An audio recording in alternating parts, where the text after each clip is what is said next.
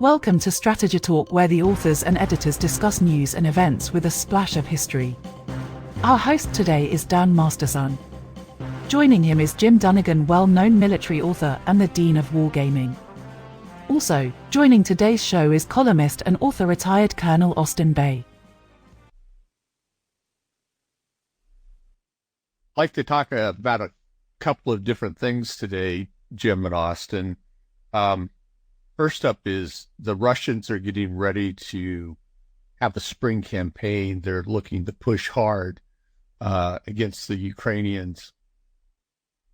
They've also started some new things there, but they're having some problems also.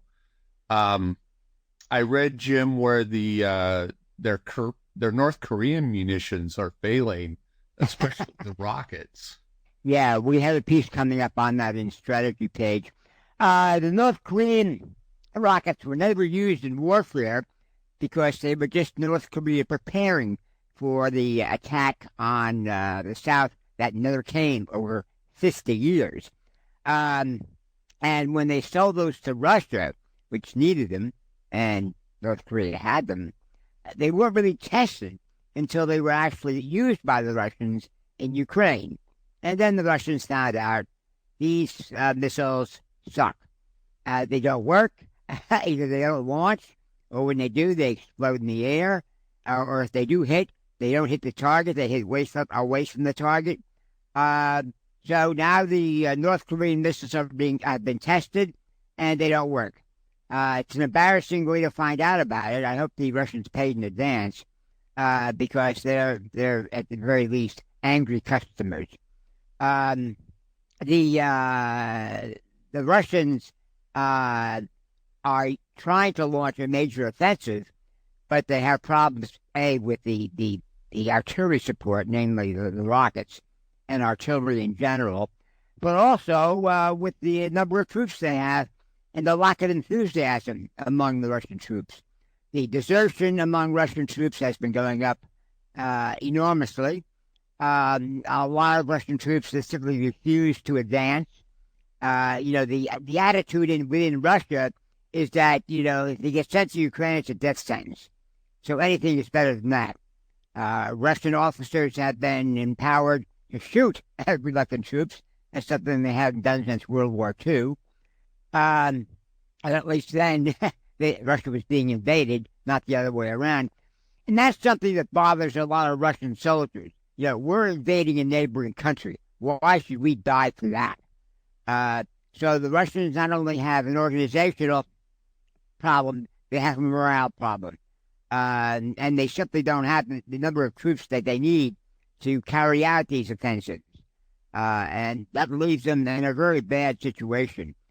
They've launched a couple of these offensives.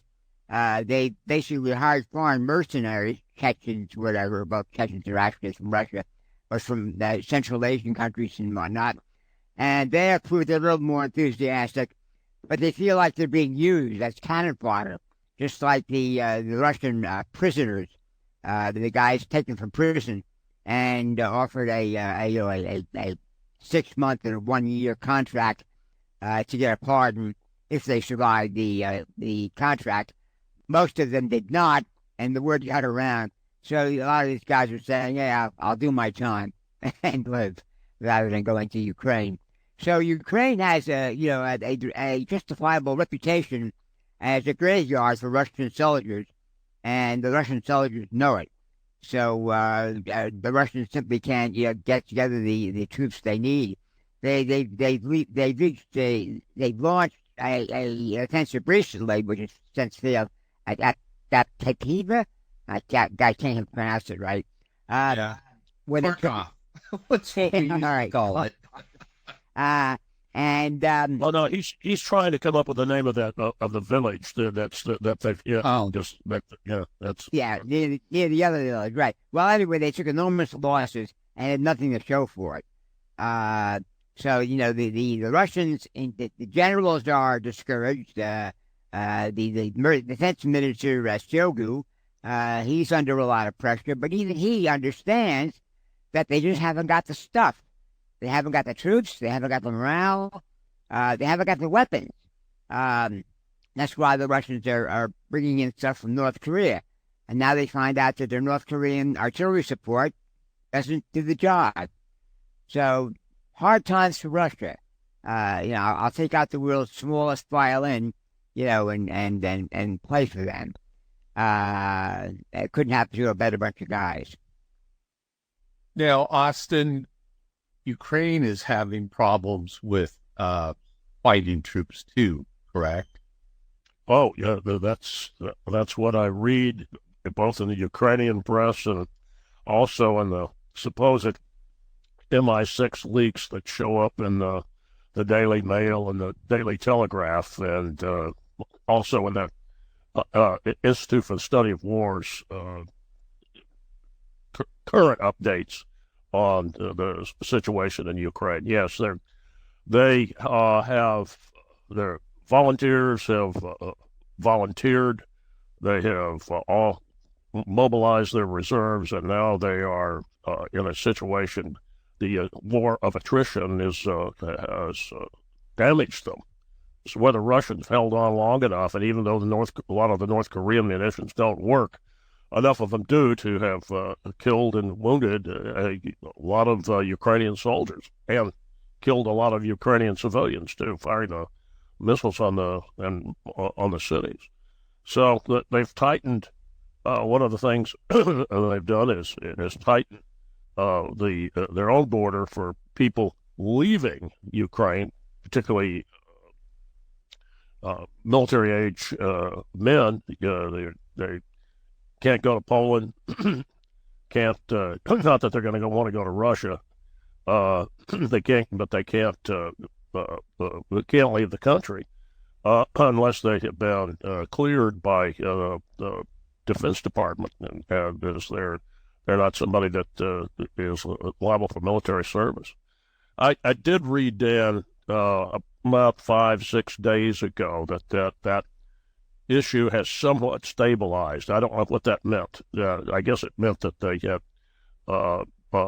attracted enough volunteers or conscripted enough to be able to get some of their numbers up for in anticipation of the Russian offensive, the summer offensive, which based on, I know this may be getting a little bit ahead of it, but I get these numbers from the Institute for the Study of War and also a Ukrainian website in English that covers military affairs. It said that compared to March, there were 17% more Russian attacks, and then they went through some numbers of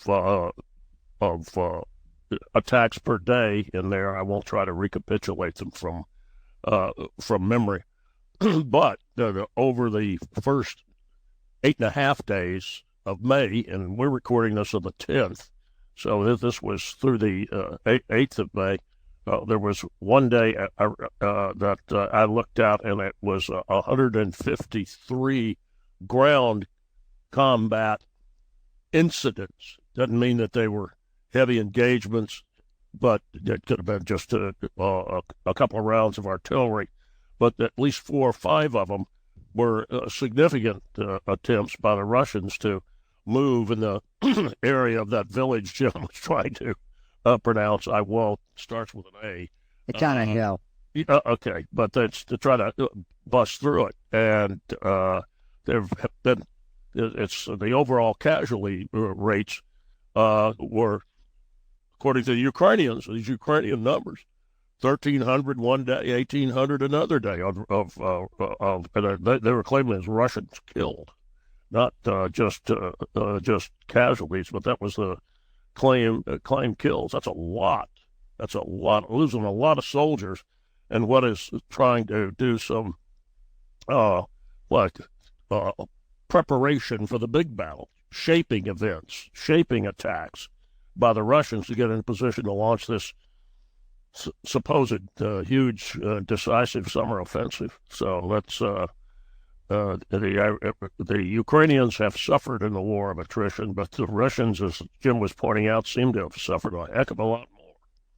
Yeah, the Ukrainians have been running a defensive operation to minimize their casualties and maximize dead Russians. That's been working, but they can't go on the offensive because they simply haven't got enough troops that they can afford to lose. The Ukrainians rely mainly on volunteers.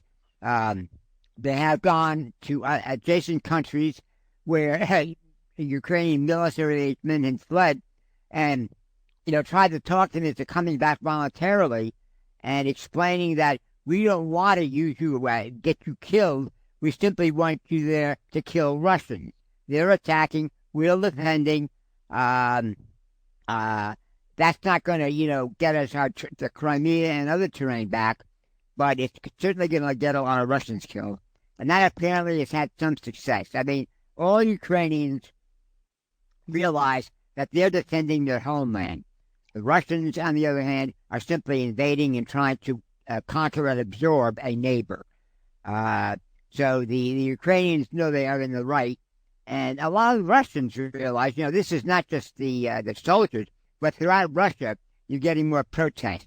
A lot more women, wives and mothers and sisters of soldiers, are out there deliberately, protesting. Some of the protests, avoid getting arrested or hassled, are clever. For example, they hold regular, they communicate through encrypted internet systems like Telegram and what have you, about when and where to do it. They simply get out on the street or open a window and make noise with pots and pans. And this unnerves the Russians because, what's going on here? And, somebody says, well, the women are protesting. Well, they're not saying they're protesting. They're just making a lot of noise. It's annoying. Shall we arrest them? Well, no. But this is the way, this is sort of a normal thing in Russia where you can't protest openly about something, but you can make it known that you are angry about something and leave it to the government to figure out, what thing they're doing wrong is drawing this protest from Russian women. And of course, again, you don't go after women protesters as vigorously as you go after the men. So the women are doing their part, and apparently it's having an impact. So Russia doesn't have enough soldiers to carry out these major offensives. They don't have the morale. There are more internal protests. These are illegal, but again, that's why the women are banging pots and pans and not out there yelling, stop the war. Putin knows very well what they're protesting against, and they basically are smarter than me. He's not going to pass a law against excessive noise and arrest them for making too much noise, although I wouldn't put it past him to try. But, he understands, and a lot of it is the cronies, the oligarchs, the guys who have become rich off of the corruption that, Putin was at the center of, are beginning to get a little nervous. They don't want Russia to collapse because then they lose all their loot, their money. So they're basically trying to tell the boss, maybe we should sort of back off before we get clobbered. The sanctions are having an impact. The Russians are getting some material from China. Well, actually, they're getting a lot of material, components for building weapons and what have you. But the Chinese expect to be paid in advance. So if they can't come up to scratch, the Chinese will not trade with them. So, Putin's in a bad situation. Zelensky, again, he has been clever enough to basically play on the Russian weakness for attacking. Zelensky understands, and he's basically arguing with a lot of his own, subordinate, generals and what have you, that we're going to have to play the long game. There's not going to be any spectacular, Ukrainian actions. They're going to get us back Crimea and the two eastern provinces that the Russians hold half of. By the way, the Russians are conscripting Ukrainian men living in those provinces to be in the Russian army.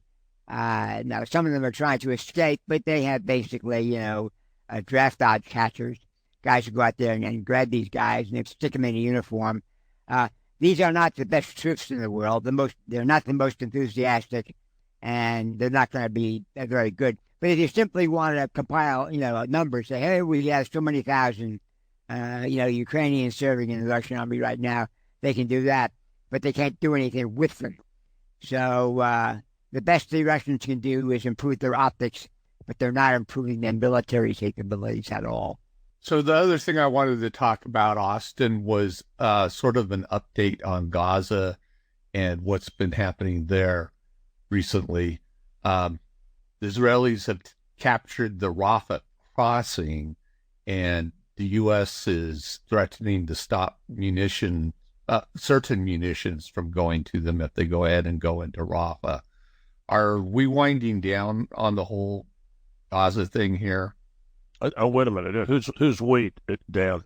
I'm sorry. I should have said, is Israel winding down the Gaza efforts? Is Rafah the last step in what they want to do? Well, vis-a-vis Hamas, it is a huge step. It's not going to be the last step because there's still Hamas operatives that are alive, and some of them are scattered. Some of them are in the leadership. Last I read 3 days ago is still in Qatar. Those steps will need to be taken. But as for tactical and operational engagement, no, Rafah's just started, and it's look. I agree with Netanyahu on this. This has to be done. I think the vast majority of the Israeli population knows that it has to be done. You cannot let Hamas stay alive. You'll get a repetition of what they did on October the 7th. I mean, their charter is anti-Jewish and genocidal. And you can even tie it back to some of the Arabs who were Nazis in World War II, at least on the quote-unquote, not quote-unquote, they were violently anti-Jewish. The Grand Mufti of Jerusalem, and check him out. And so, Hamas, look, on October 7th, there was a ceasefire.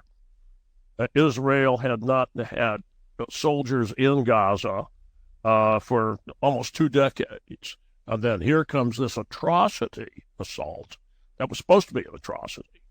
And then here's what Hamas is going to do, is what it's always done, is that they'll get their atrocity headlines and then use their own people, the Palestinian people, as a shield. Oh, you can't kill us without killing civilians. And then they pull their same game. Saddam did this as just the fascist he was, human shields on there. And you attack, you'll kill these innocent people that we've chained up to the refinery or whatever. And that's what they're doing. And that's what Hamas planned on all the tunnels and subterranean headquarters and the like, and putting a headquarters underneath a hospital.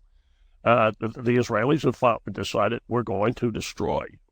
And from what I can tell, again, I read some of this in another Institute for the Study of War update, and also read it in other open source and intelligence updates. They have got very tight. They've got imagine an overlay that has a grid, and the grid. I'm not sure how many meters each one of these square meters each one of these grids cover, but they do absolute pinpoint intelligence analysis of each one of them to find out what's on the surface, but also what is or is likely subsurface. And then they go, and what they'll do is try to match ordnance weapon or weapon system, or what kind of unit, what the soldiers need to carry. Do they need to be carrying what kind of breaching equipment, what kind of explosives, a satchel charge or whatever. In other words, to try to do this to minimize casualties, but also achieve the objective, which is to destroy Hamas, which means kill or capture the Hamas fighters. I heard one of the analysts on one of the TV news networks say it's the most complete and thorough incidental damage, collateral damage, attempt to minimize collateral damage he's seen in a military operation ever. And I've engaged in this myself. I know what the parameters are. Now, don't know what the specifics are in Rafah because I don't have the intelligence of the data that the Israelis have. But I know how you go about doing it, and they've done that. And that's one of the things that's really ridiculous about the Biden administration denying advanced precision munitions, because precision munitions lessen the likelihood of collateral damage. It's really the most precise munition. A human being, a soldier isn't a munition, but you have a soldier, soldiers cleaning out each of these sectors. But when you do that, it's urban fighting, and that is just dangerous as it can be to your own troops as well. So the Israelis' trade-off is that they're going to use firepower where they can use firepower, but try to minimize civilian casualties. But the moral, it's Hamas that has caused the civilian casualties. They're going to sit there and try to propagandize you and say it's the Israelis killing civilians. It's Hamas that's killing their own civilians by putting them between the civilians, between their fighters and the Israelis. So how long is this going to take? I don't know, Dan. I don't think it's going to take as long as some other city fights of the last decade or so. I mean, Mosul, the battle to get the Islamic State out of Mosul, that went on for about 2 months. I don't see that going that long. Will Rafah be largely demolished? I believe so, yes. And I think Hamas may not be totally destroyed, but it's going to be very badly damaged. And then after that, you go to the spy world of either arrest or assassinating Hamas operatives, and the Israelis certainly know how to carry that on. Remember Munich, the 1972, the Olympics. They got those assassins. It took Mossad a while, but they did it. And it's an ugly war, Dan, but that is the way the Hamas has decided to fight it. The Israelis also know they've got to watch Hezbollah. I've read that there's about 60,000 Israelis up who live in northern Israel have been pulled out away from the border. It's because there are so many rockets coming in from southern Lebanon. Now, there's a place to use JDAMs, joint direct attack munitions, on the Hezbollah targets in southern Lebanon.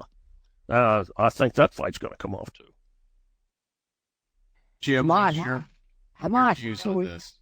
is not liked by the Palestinians. Hamas is basically a bunch of fanatics who see dead Palestinians as what the Islamic terrorists used to call involuntary martyrs. In other words, the more Arabs Hamas can arrange to get killed, the more they can claim the enemy Israel is after killing the Arabs wherever they can find them. Another interesting point was I was just looking into the Arab translation of Mein Kampf, Hitler's little opus, and in the original, he basically talked about Arabs in general, Jews especially, whether they're Arab background or not, but Arabs in general as being subhuman. He had nothing nice to say about that. So when they translated Mein Kampf into Arabic, they had to clean up all those references. so you can't trust translations either. But the Arabs have certainly earned their reputation as a people who never miss an opportunity to miss an opportunity. Now, a lot of Arabs realize that, with groups like Hamas, Arabs are being led to the slaughter. If you attack Israelis head on, they will kill you. To the Hamas, that's an opportunity to create more martyrs. And the problem is the Arabs understand this, so they hate Hamas. Hamas has not gotten any fans among the Arabs. Hamas says, we're fighting for Palestine. We're fighting for the Arabs. And, most Arabs, if you get them, away from the news media, they'll tell you Hamas is out for Hamas. They don't care about us. We're just one of their props. At least the Israelis, tell you what they're going to do, and they're speaking for themselves. That they're trying to save themselves, and not just out there to kill a bunch of Arabs. So the Arabs feel abused, the Palestinians in particular, by Hamas, which is simply playing political games with Palestinian lives. And if you get to kill a couple of Israelis along the way, bonus. That's why they feel the October 1923 offensive in Gaza was such a great success, because they killed a lot of Israelis. Well, almost 1,000. And they had never done that before. It's very hard to kill Israelis. They protect their people. You've seen that over the years. The Israelis will go to great lengths just to get the bodies of dead Israeli soldiers back, and they'll pay a high price. But Hamas, the more dead Arabs, the better, because we'll blame it on the Israelis. Well, the Arabs don't believe that anymore, and the Arabs can't come out and openly support Israel, but they're certainly not supporting Hamas, and the Israelis can make a lot of that. As for Hezbollah, that's a Shia operation up in Lebanon.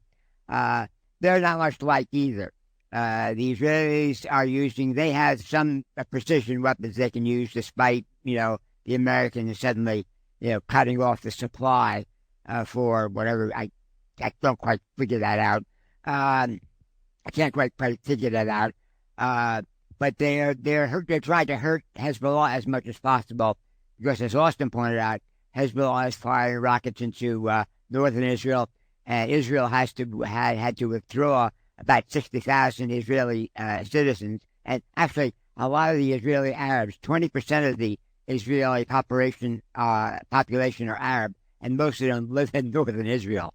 So, Hamas is up there killing Arabs, as well as a few Israelis. So the Israelis have withdrawn most of the population to the south, out of rocket range, until they can take care of the enemy. So it's a strange situation up there. In fact, in the past, the Christian Lebanese, Lebanon was always a mixed, Muslim, Christian. There were a few other factions and what have you. It was the Druze. The Druze, right? There you go, the good old Druze, and who are considered, hated by the Muslims, but tolerated by everybody else. They're not going to hurt anybody. They basically just want peace, and the Iran-backed Hezbollah are taking their orders from Iran, and they just want to keep the pot boiling. So they keep attacking northern Israel, and they also attack any Lebanese who try to get in the way. That's why Lebanon lost control of southern Lebanon, over a decade ago, and apparently they're not going to get it back anytime soon. So, the Lebanese, they can't say it, but they would love for the Israelis to basically obliterate Hezbollah, and they would make peace immediately. They might still, say, oh, we hate the Israelis, blah, blah, blah, but they wouldn't go killing Israelis, and that's the important thing. Like, there used to be a lot of Christian Lebanese that the Israelis let into Israel, so the Lebanese Christians wouldn't be killed by the non-Christian Lebanese. Well, the Iran-backed, Hezbollah types were going after anyone who wasn't Muslim, whether Shia or Sunni. and that made the saving those Christian Lebanese simply was how should I put it, criticized by by Iran and the Arabs in general as an attack on the attack by the Israelis. So you can't win no matter what you do in that part of the world. Israel is always the enemy, no matter how you have to twist it, twist the logic, as it were, to make fit the situation. And so Israel has to put up with this. They are not going to go. They're not going to move. I mean, they're the most militarily powerful, most affluent, most advanced country in the region. They're even better off than Turkey, which, of course, has gotten on the bandwagon and now saying, blah, blah, blah, we'll do this, we'll do that. Well, the Turks talk a big game, but not too long ago, they were doing business with Israel. But they're simply trying to increase their influence among the Arabs. They were doing this for over a decade. And, of course, the Arabs want nothing to do with the Turks because the Turks used to occupy most of the Middle East, and they did not treat Arabs well. The Arabs have not forgotten. But Erdogan and his gang up there, they say, no, we can change their minds. You don't change minds in that part of the world. You're basically judged by your actions, and the Turks aren't doing anything to help the Arabs. The Israelis are. Hamas, which is Sunni Arab, they're not doing anything to help the Arabs. And they don't get open credit for it. But again, a lot of the Arabs understand we're safer with the Israelis. The fighting has disrupted the growing economic relationships between Israel and the Arab Gulf states, but it has not destroyed it. The Arabs, it's optics. They have to pretend that they're backing these Islamic warriors who are trying to wipe out Israel, whom the Gulf states know is not going to happen, but they don't want to be seen as going over and joining the Israelis.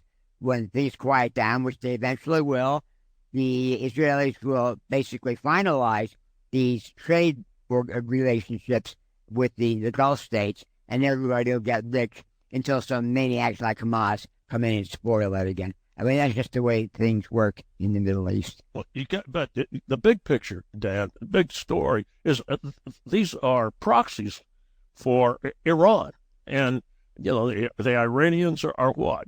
Aryans, Arianistan. Oh, yeah.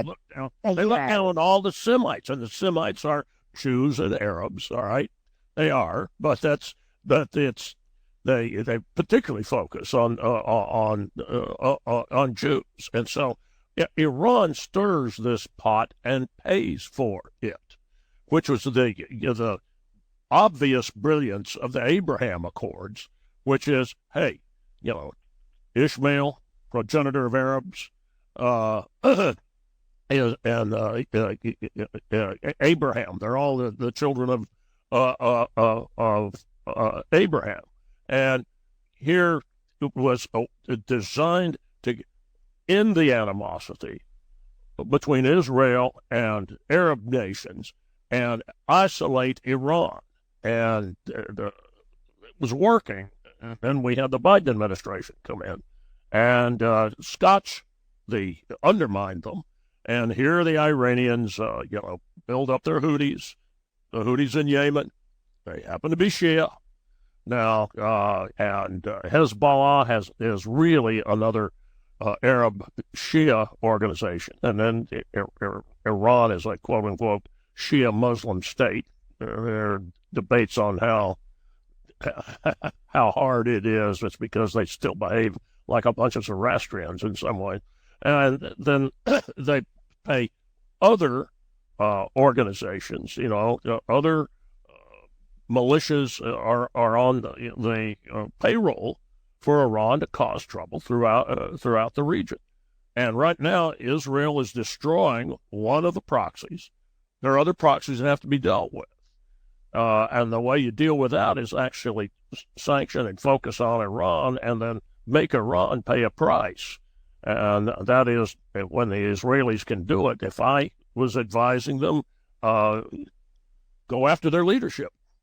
And that's kind of what Trump did going after General Soleimani, as what the Israelis did, what was the first week of April, I think.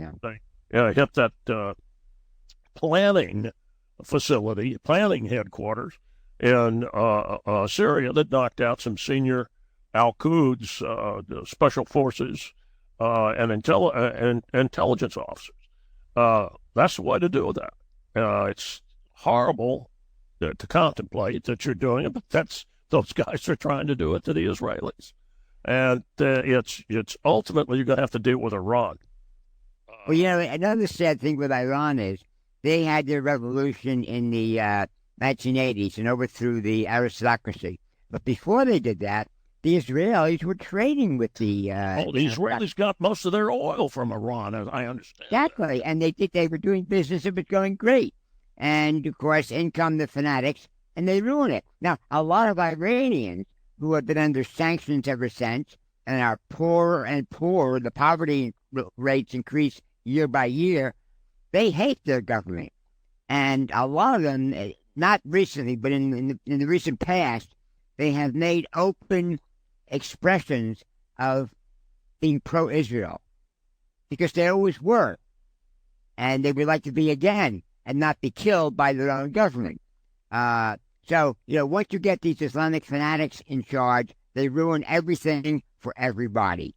And the only ones who are against this are the fanatics themselves. They want everybody to be miserable. They want to follow their goal of killing everyone who does not, convert to Islam, or especially their flavor of Islam. In Iran, it's got to be Shia. Shia is the minority. Only 10% of all Muslims are Shia. And most of them live in Iran, but that's another story. And basically, this is not what the Arabs or the Iranian people want. But once the fanatics get in charge, take over, use their bully boys, whether it's the IRGC or it was Hamas at one point, you're gonna have a hard time, bringing back the good old days. And that's what most people in this part of the world, whether they be Israeli, Arabs, or Iranians, that's what they want. Let's get back to good old days, but there's no easy way to do it. We'll wrap things up there for today. Thank you, gentlemen, and we'll talk to you next time. Take care. Bye-bye. Bye. Bye-bye. Bye-bye. Bye. Bye-bye.